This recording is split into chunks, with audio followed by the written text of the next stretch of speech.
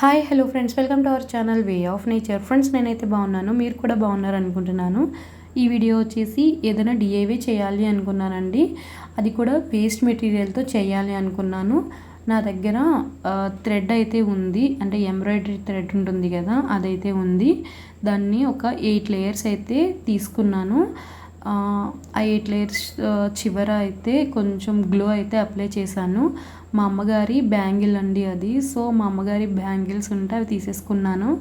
So ఆ bangle పైన ఇలా స్టిక్ చేశాను. అంటే నేను ఏదైతే గ్లో అప్లై చేశానో దానిని ఆ బ్యాంగిల్ పై పెట్టి గట్టిగా ప్రెస్ చేశానండి. సో మనం అలా ప్రెస్ చేస్తే ఆటోమేటిక్గా అది స్టిక్ అయిపోతుంది. ఆ స్టిక్ అయిపోయిన దాన్ని గట్టిగా, అంటే కొంచెం లూజ్ వదలకుండా కొంచెం గట్టిగా లాగి పట్టుకొని అది మొత్తం థ్రెడ్ అనేది చిక్కు పడకుండా చూసుకుంటూ మొత్తం గాజంతా కూడా చుట్టేసుకోవాలండి నీట్గా.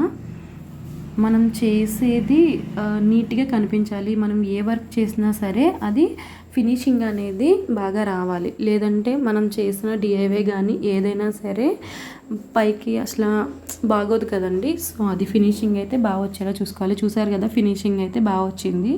నేనైతే ఈ విధంగా చేసుకున్నాను. నాకైతే ప్లెయిన్గా అనిపించింది. అప్పుడు నా దగ్గర ఈ గోల్డెన్ కలర్ థ్రెడ్ అయితే ఉందండి. సో సేమ్ యాజ్ టీజ్గా ఇందాక ఏ విధంగా అయితే చేశానో అలాగనే దీనిని కూడా ఒక 4 లేయర్స్ అయితే తీసుకున్నానండి. ఫస్ట్ అది థ్రెడ్కి వచ్చేసి కలర్ థ్రెడ్ వచ్చేసి 8 లేయర్స్ తీసుకున్నాను. దీనికైతే 4 లేయర్సే తీసుకున్నాను.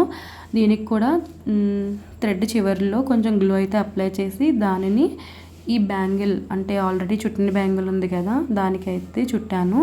అయితే ఇప్పుడు దీనిని మొత్తం అయితే చుట్టలేదండి. చుట్టడానికి ఇంకొక చుట్టు వేయడానికి మిడిల్లో ఒక 1/2 ఇంచ్ అయితే వదిలేసాను. ఎందుకంటే నాకు అలా చేయాలి అనిపించింది, అలా చేస్తే బాగుంటుంది అనిపించింది.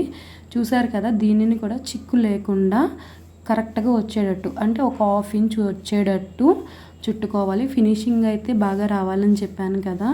సో ఆ విధంగా మీరు 1/2 ఇంచ్ వచ్చేలా చూసుకుంటూ చుట్టేసుకోవాలండి, చిక్కులు పడకుండా. సో ఈ విధంగా అయితే వచ్చింది. బాగుంది కదా, బాగా వచ్చింది. సో దీనికి మధ్యలో ఏదో గ్యాప్ ఉన్నట్టు అనిపించింది కదా. సో దానిని కవర్ చేయడానికి నేనైతే కొన్ని నా దగ్గర చెమ్కీలు ఉన్నాయండి. స్టిచ్ చేసిన తర్వాత వాడి పడేసిన క్లాత్స్ ఉంటాయి కదా, ఆ క్లాత్స్ పైన నాకైతే చెమ్కీస్ అయితే కనిపించాయి. వాటిని ఈ బ్యాంగిల్పై అతికిద్దాము అని ఐడియా వచ్చింది. సో వెంటనే అవైతే తీసుకొని ఈ గ్లూ అనేది 1/2 ఇంచ్ వదిలాను కదండి.